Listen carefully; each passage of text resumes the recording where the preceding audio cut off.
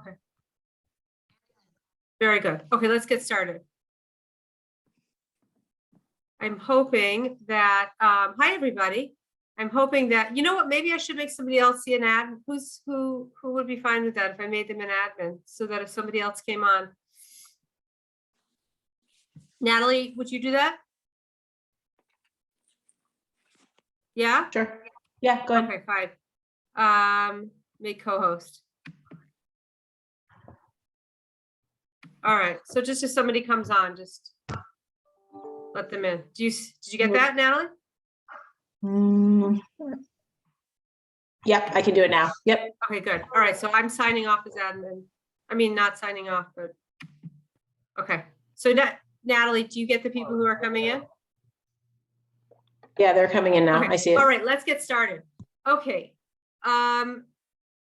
This is the last Mishnah of the first chapter. So after this chapter, we move on to the second of six chapters of Pirkei Avot. So this is the last Mishnah, and falls in terms of like Jewish history. It falls in the destruction of the Second Temple, when there was tremendous division and corruption and insecurity in the Jewish world. So the Mishnah that we have here is really, it sounds very similar to the Mishnah that I think it was the second Mishnah of the first chapter, on 3 things the world stands. But this isn't a repetition. I think everyone should mute. I could mute everybody. Everyone should just mute themselves.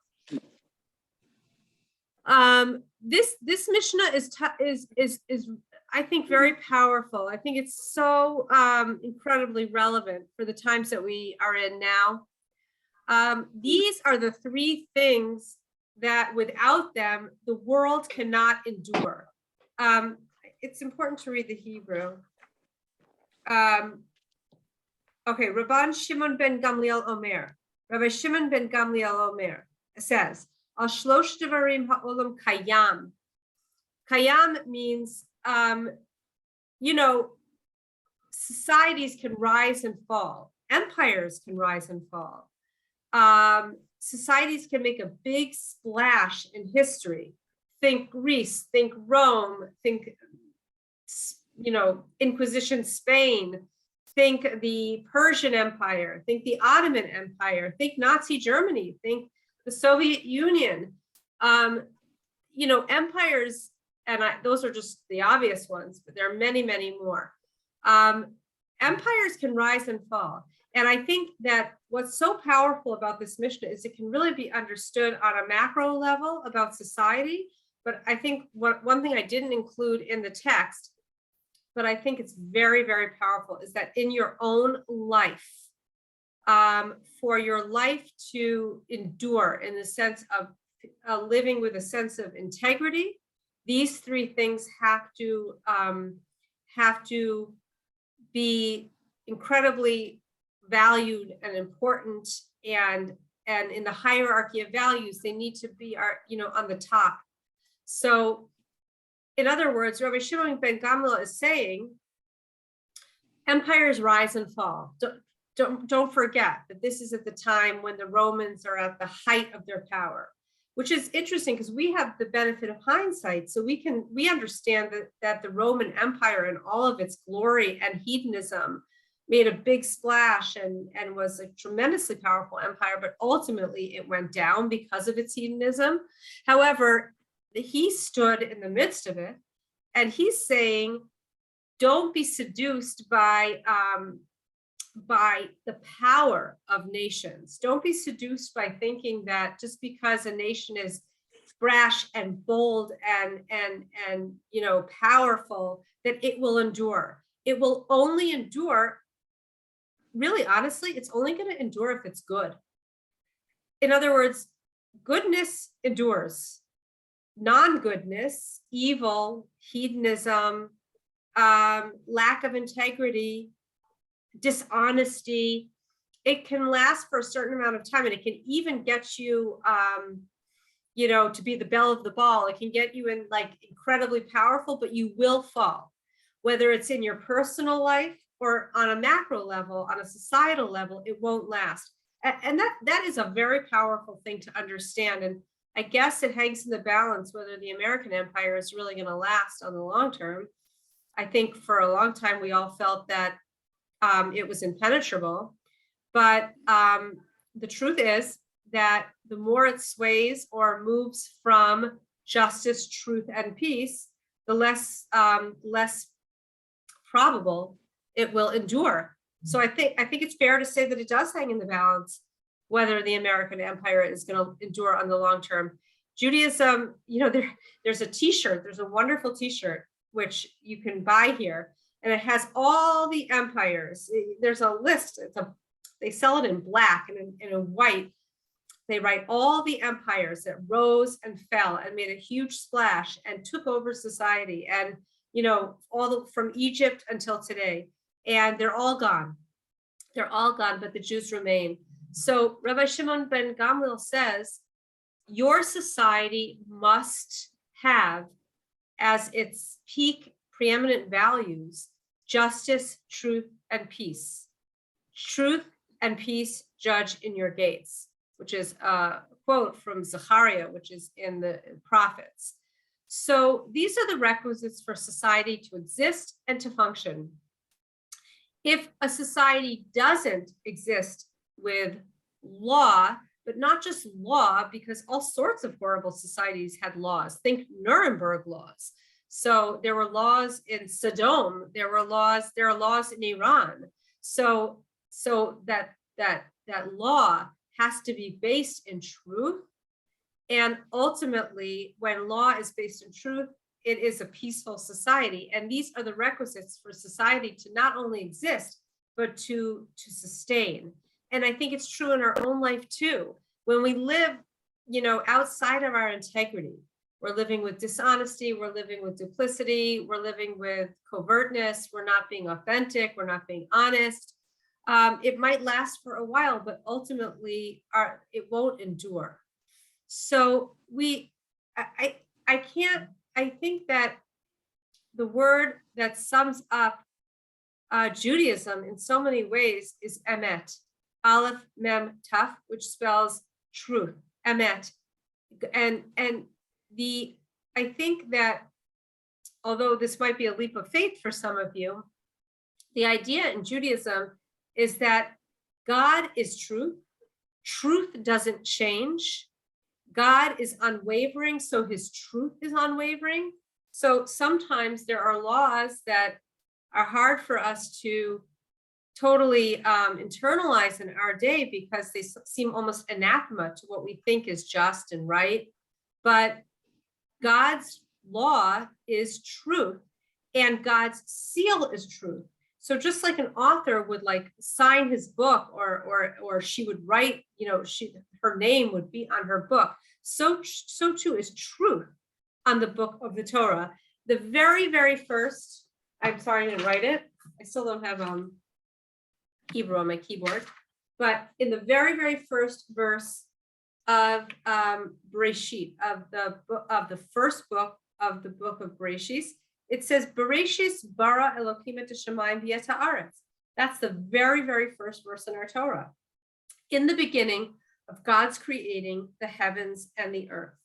So the very, very first three words, Bereshit bara Elokim, the last letters of each of those words in the beginning of God's creating is the very last letter is Taf of Bereshit, Aleph of bara, and Mem of Elokim. So those three letters make up the word truth. God is truth. God is absolute, unchanging, and his seal is truth. This is unbelievably relevant to our society. And unfortunately, there's like a political bent to it today, but if you could sort of transcend the politics of it and understand that the idea that our laws are based in an unchanging truth allows us to not fall, so to speak, for the ebbs and for the changing times. And every society thinks that they have sort of cornered the market of what is right and good. So we also live in a society that has laws and social mores that, you could call good. But from a Judaic perspective, what is ultimately from God is truth, and truth is unchanging, and that is the good, even if it doesn't necessarily fit perfectly into our sense of a good society today. It means that there's something lacking in our understanding. So the very first words of our Torah are Bereshis bara Elokim, and the last letters of each of those make up the word emet. In other words, it's like every book that you have a name, you have an author. So it's almost like God is signing his book with emet. The seal of God is truth, the Talmud tells us. And Rabbi Simcha Bunim of Pesach says, just like an author places his name in the opening of his book, God placed his name. What is his name? Truth. In the opening chapter, in the opening verse of the Torah. What that means is that truth envelops all of creation. Truth is testimony to God as the creator.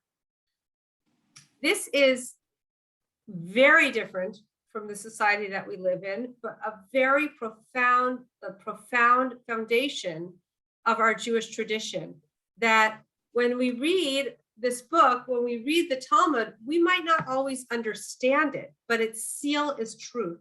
And truth doesn't change. Truth doesn't ride. It could be that you need to apply truth to modern times. You need to apply biblical or Talmudic principles to modern circumstances, to modern technology. But the truth of it, the essential truth of it, doesn't change. We live in a world that's so not totally true. There's some good stuff, there's some bad stuff. Some people think something is good, other people think it's bad. We live in a lot of confusion. But from a Judaic perspective, truth is like pregnant. Like, you can't be a little pregnant, right? You can't be a little bit true. Truth is not experienced in gradation. Truth is black and white. Truth can't be altered. There's not something as a little bit true.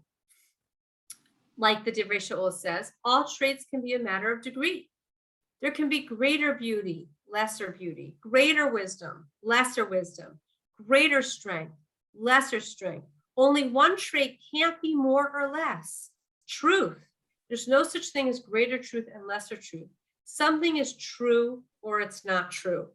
This is again, I keep saying this, but I think it's really true, which is that this is hard for us to hear, because we live in we don't always want to know, like, what is your truth? How can I find my way in your truth? We're more likely to want the to create our own framework of what's true and sort of bring God into that. And I think that, that is something to really think about, that it says in the beginning of our Torah that God created man in his image. In the image of God, God created the human being. So what that really implies is, God, you are absolute truth. How can I find my way and come closer to your truth? Versus, God, I'm the king. This is my truth. How can I, squeeze you in so that you can fit my conception of truth? Is man created in the image of God, or is God created in the image of man? And that sounds a little bit cliche, but really ponder that. Are we created in God's image, or do we create God in our image? Do we have a concept of what we want, of what we think is true and just, and we fit what we would experience a good God to be inside of our framework? Or do we understand, God, your seal is truth. You are truth, And I am flesh and blood. I'm a complex human being. I have a desire to connect to you. I have a desire to pull myself away from you. But I understand there's an empirical truth, and I'm moving toward it. Even if I take one step forward and 3 steps back, I recognize it's a goal versus this is what I want to be true. Let me fit you into my conception of what's true and good. So these are real differences. And that's what it means. God's seal is truth. Wait, hold on one second. I have to wait one second. Okay. And that really is what truth means. I think that it's important to understand that when we say God's seal is truth, that God is truth, that a name for God is truth, that truth can't be altered. Something isn't a little true or a little not true, because the moment we alter truth, it's no longer truth. So too is God. There is no change in God. So God is truth in the sense that just as truth can't be altered because an altered truth isn't truth, so too there is no change in God. So if you really allow yourself to think about truth and God, it's very profound. But you can even find it. We've talked about this many, many times, but you can even find it. The Talmud tells us, find it in the Hebrew language. The Hebrew language is called Lashon HaKodesh, the holy tongue. It's different from all the other languages because all other languages are created by human beings over time in specific physical geographic areas, shared culture, and over time, a language is created sort of organically, consciously, whatever it is. Language is created by the human being, but Hebrew is the holy tongue. Hebrew is the divine tongue. Hebrew is God's language, which means that when you pierce the words of Hebrew, you understand really the essence of that thing. So I'm teaching, guys. You can't come in now. You cannot come in. So the word emes, and I'm sorry that I don't know the Hebrew now, but the word emes is a fascinating word. The very first letter of the Hebrew alphabet is Aleph. Aleph is created with two bottoms. It's broad-based. It's got a stable bottom. The next letter of the word truth is Mem, which is also got a broad base. Mem is sort of like a circle with 2 legs at the bottom, and it's right in the middle of the alphabet. And then the last letter of MS is Tuf, which is the last letter of the alphabet, and it's also got 2 legs to stand on. So we've got the first letter of the alphabet, the middle letter of the alphabet, and the last letter of the alphabet, and they all have broad bases and 2 legs to stand on. What does that mean? Truth lasts. Truth has stability. Truth has durability. Throughout history, we have literally seen empires come and go. Why? Because they're not based in truth. They're based in a certain lack of integrity that causes their downfall. And it's incredibly relevant for the times we live in. I don't know I think Adrian and Sue might have been there. I remember we had, I've said this before, but it made such an impression on me. We were having a class on Shabbos, and Zalman's wife, Zalman Fuchs, what's his last name? I'm not sure. His wife, Irina. So Irina, she came to a time center. She was like a nuclear physicist or something, super intellectual and, very high up. And she said, she came from the Soviet Union, and she said, we were the intelligentsia. We were the creme de la creme in terms of the intellectual society. Not a single one of us could have ever conceived that the Soviet Union would implode. Not a single one of us could have ever imagined that, the Berlin Wall would fall and everything would come tumbling down. Nobody could have imagined it. Even the person at the pinnacle of intellectual society could never have imagined it. And I'm sure that was the case at the height of Nazi Germany. And I'm sure it was the case in the Greek Empire and the Roman Empire and the Ottoman Empire and the Persian Empire and the Greek Syrian Empire and all the great empires that that spanned through time. They were fabulous. And I mean, we're coming on Purim. The whole story of Purim begins with the sheer richness of the Persian Empire. They drank from the vessels of the Beit HaMikdash. After the temple had been destroyed, they seized the vessels and they literally drank wine out of the vessels from the Jewish temple. It was at the height of fantasticness. And that's how the Purim story begins. That's how the Megillah begins. And yet it fell. And it's important for us to understand that, because right now we're in the middle of an American empire. We'll see what happens. But anything that isn't based in truth doesn't last. And that's why the Mishnah uses the word kayam. It doesn't say on three things the world stands. It says on three things a world can endure, a society can endure, and a person can endure. And I think it's very important to understand that when we're living in integrity, then there's like a durability, a sustainability in our lives. Does it mean that we're going to die if we don't tell the truth? No. But ultimately, when we're dishonest, when we live with duplicity, when we're living with lack of authenticity, it backfires. It will backfire in the end. Living in integrity means your life has sustainability, that you don't have to go underground, that you can have healthy relationships. So truth endures. And even in the Hebrew alphabet, falsehood, which is sheker. So sheker, so aleph is emet, is aleph, mem, taf. It spans the whole spectrum of the alphabet, and they all stand on two legs. Truth lasts. Falsehood is called sheker. So shin, kuf, and resh are all on the left side of the alphabet. And every single one of the letters exists on a point. Now, don't forget, this is Lashon HaKodesh. This is the holy tongue. So these things are not just cute ideas. These are meant to tell us something from like a divine message about the nature of truth and falsehood.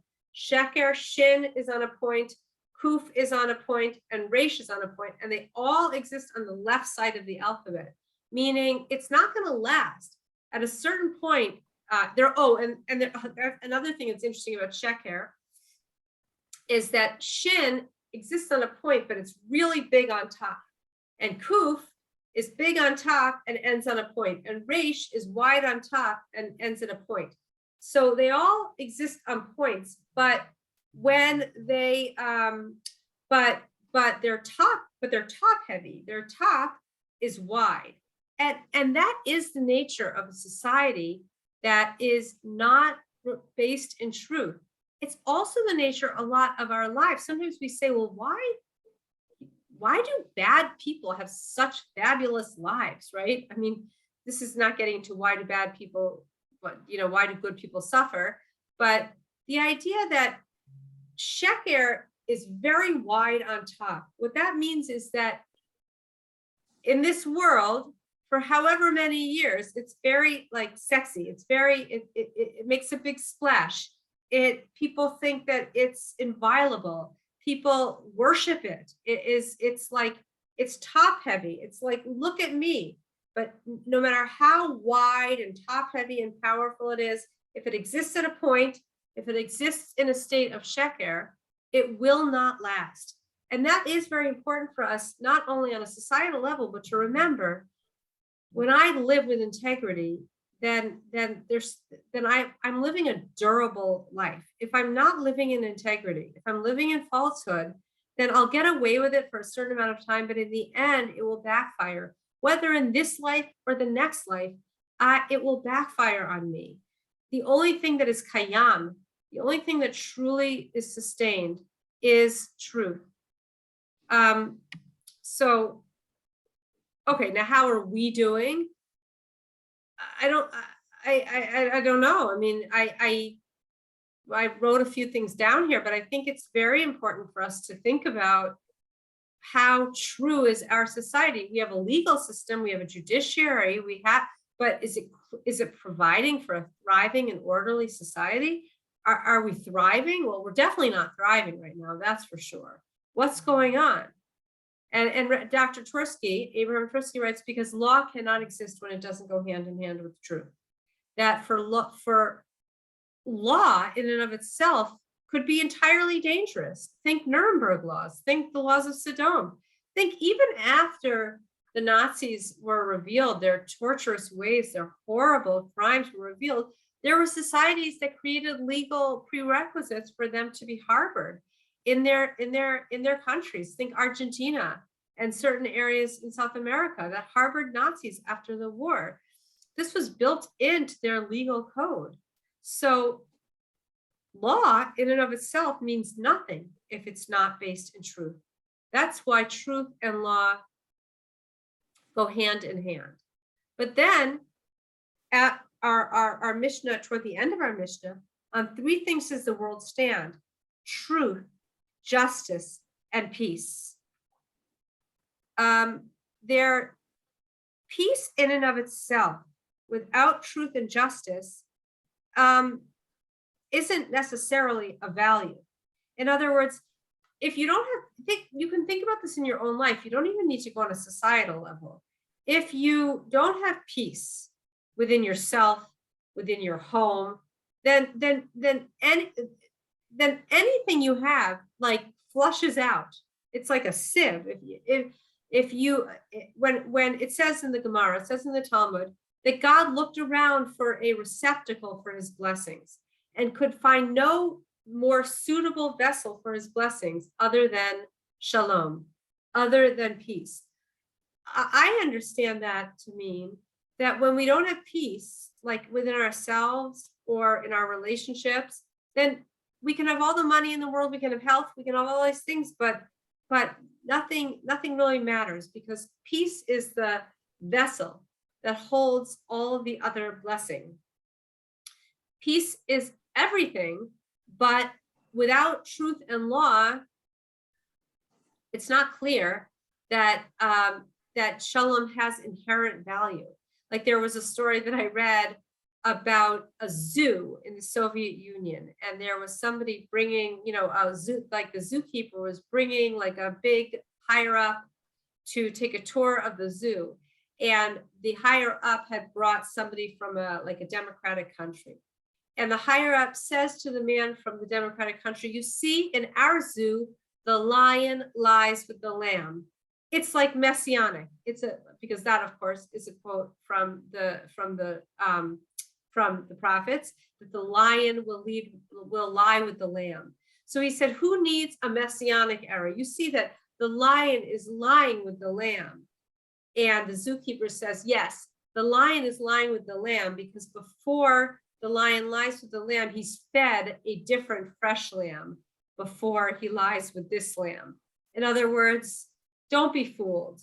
There is no real peace. It looks like peace, but it's not real peace. And you see this all the time, even like in an abusive situation. I was just talking to a friend who just left a very, very emotionally abusive marriage. And she said, you never would have known. Nobody would have known. And nobody did know. For years and years, she was married and nobody knew. I mean, none of us really liked him. That's the real truth. Nobody really liked him. But nobody knew what was going on. We just thought he was erratic and sort of not like a jerk, but nobody knew what was going on. Why? Because it was obfuscated. It looked like shalom, but it wasn't real shalom. The shalom that is real, Rabbi Tversky says, is a shalom based on truth and law.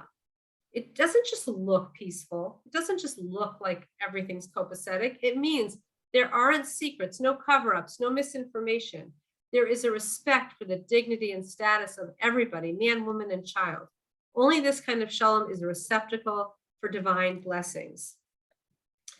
The whole world is obligated in this. And I think this is important because although the Jewish people are meant to be a light unto the nations and bring the truth of God, the oneness of God to the world, the whole world is obligated in truth, justice, and peace. This is not for the Jewish, our Mishnah is not for the Jewish people. It says the world can only endure on truth and justice and peace.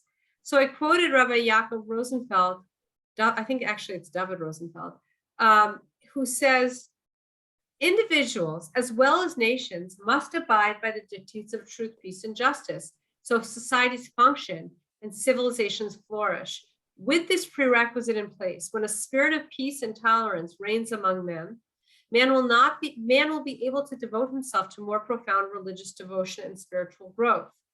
If, however, the world deteriorates into chaos and lawlessness, man will be forced to expend his energies on his basic survival and making ends meet, and he will have neither time nor composure to focus on matters more lofty.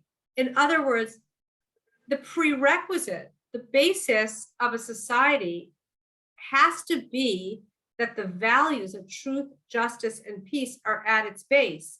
And then that healthy, solid, secure base allows individuals to contemplate God, to connect to God. But if you take those bases out of society, then the human being is too concerned with basic survival to make that happen. God has entrusted the world, not just to Israel, but to all of mankind. And he asks the human being, both Jew and Gentile, to make it a place sufficiently worthy that religion and spirituality may take hold. In other words, the whole world doesn't have to be religious, but there needs to be a basis of security and truth so that the human being can pursue his or her relationship with God. God doesn't force intense religious practice or doctrine upon all of mankind, but he does ask that man fashion a world which is basically receptive to and can aspire to something greater. It's almost as if God says to man as follows: create civilizations which might be secular, as long as they're not idolatrous, but which uphold certain basic moral principles, promote justice, brotherhood, and a basic appreciation for humanity and ethical behavior. And within, religion will be able to take hold and flourish. Israel will be able to serve me freely, and the world may just be receptive to its message. Let the world exist with these values as their main values, and society will, and then the human being is freed up to pursue his or her relationship to God.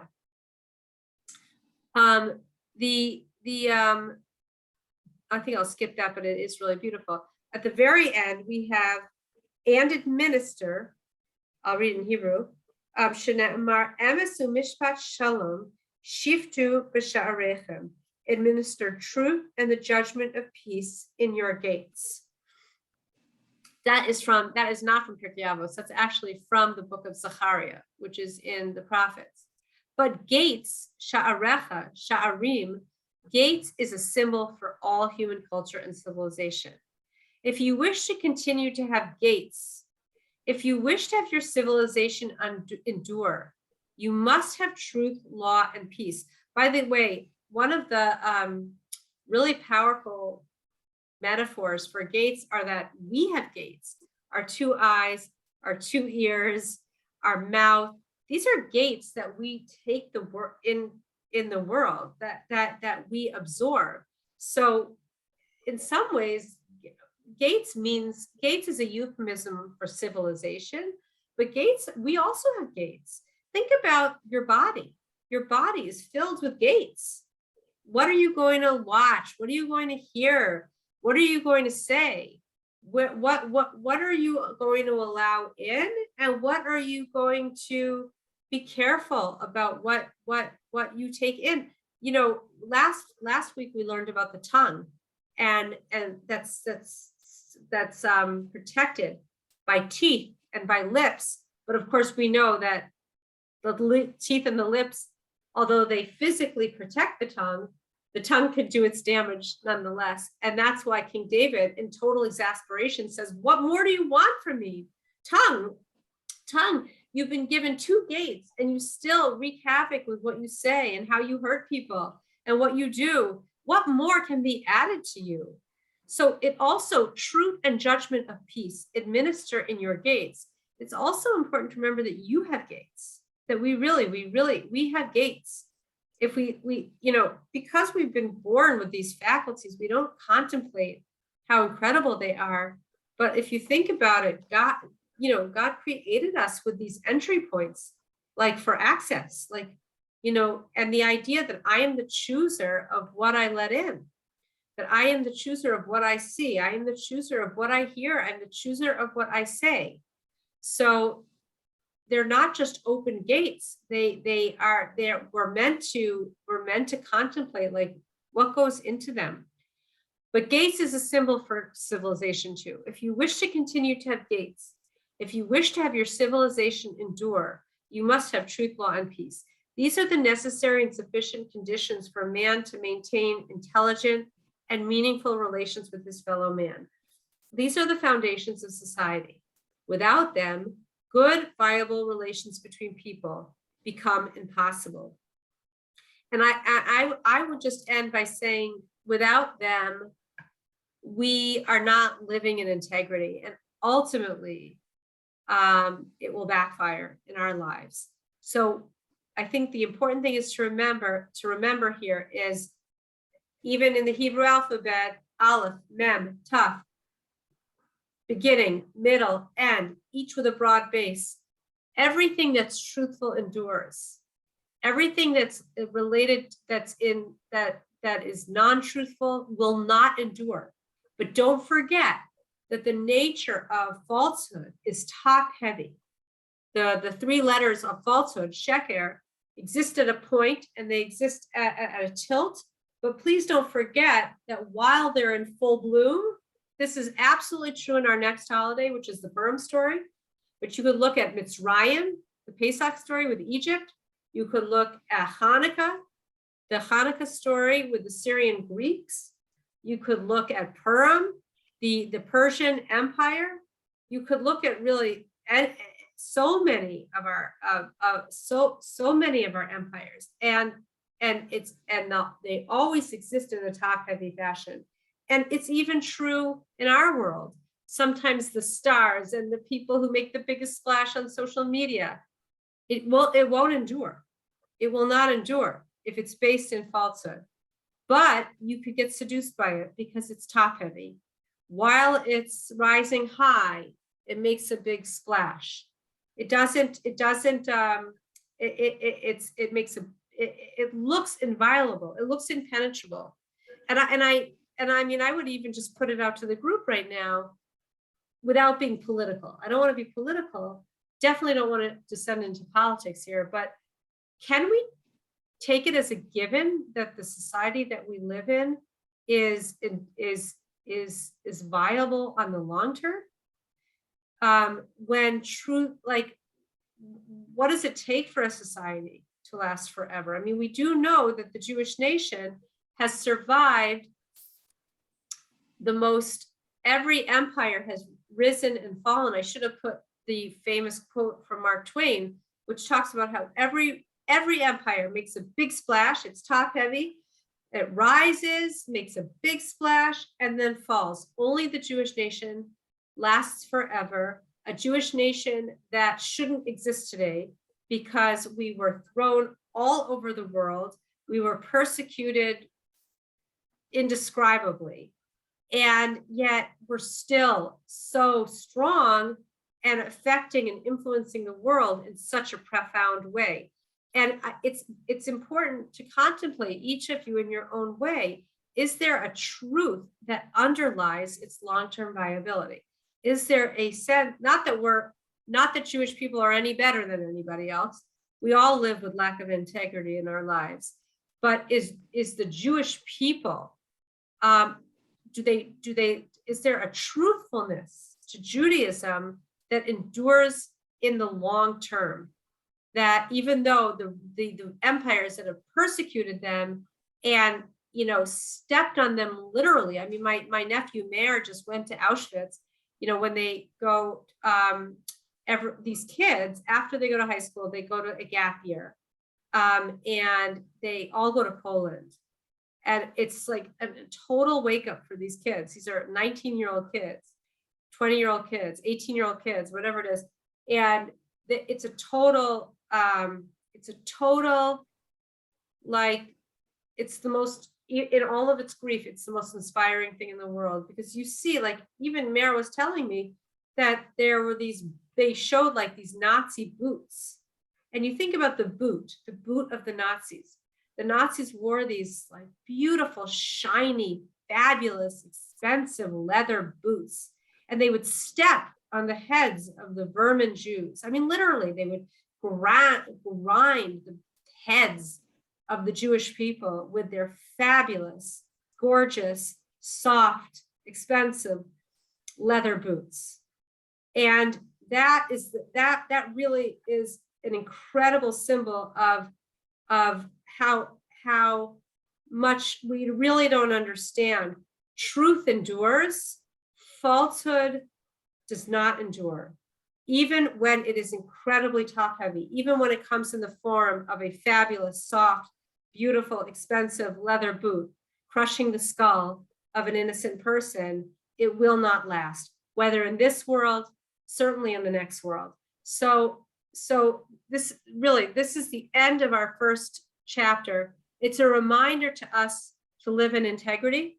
It's a reminder for us to not get fooled by social mores that come and go, that are sexy and romantic, and they're cool for a while and they make a big splash.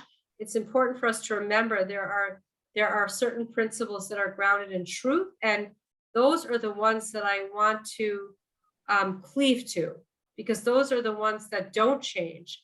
The things that are unalterable are the things that are godlike. The things that are alterable are the things that are not godlike. And that might be hard for me to accept, but that is my journey. Instead of fitting God into my image of what I want him to be, I am created in God's image, and I strive to be I strive to come closer to his concept of a truthful society.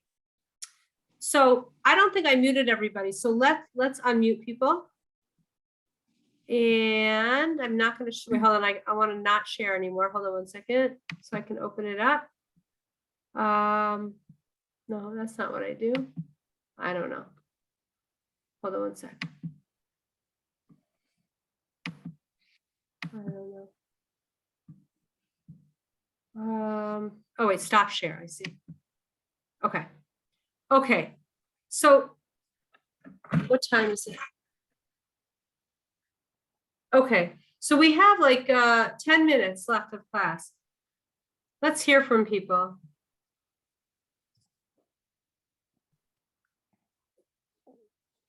Unmute yourself if you have anything you want to share. Okay, Stephen, I see your hand. Wait, but I don't see everybody because I have. Wait, I gotta figure that out. Okay, so just okay, Stephen, I see you. Yeah. Okay, now I have it. This is really a packed class. There is just so much to say, but before talking, I think I need to think a little bit. But I think I just have a really simple question. You know, we're saying that God is truth and truth is God. What are some of those truths? What are some of those truths? Is that what you said? That was my question, yes. Well, so let me just understand. You're saying, how do we know the truths of God? Is that, well, tell me what you're asking exactly. No. What are some of those truths? No, I just want to know what are some of those truths? I mean, because I think that in today's world, truth very much is a function of perspective. I mean, even facts are a function of perspective. I mean, we can't agree on facts. So therefore, we can't agree on the interpretation of the facts or the truth of the facts. But when we're saying God is truth and truth is God, I'm just wondering what some of those basic truths are. I mean, what are some of those unalterable truths that I guess we can all agree to? Right. So that really is the laws of the Torah. I mean, that's really the studying of the Torah. I would start with the 10 Commandments. I would start by, by looking at trying, I mean, that really is the Torah and the Talmud that accompanies it.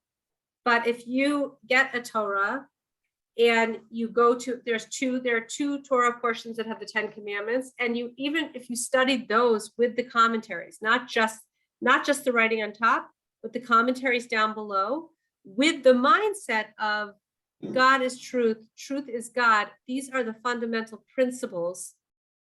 I want to read the commentaries so I understand, because you can't just read the text, you have to read the commentaries underneath, you know, to understand this is the basis of a godly society.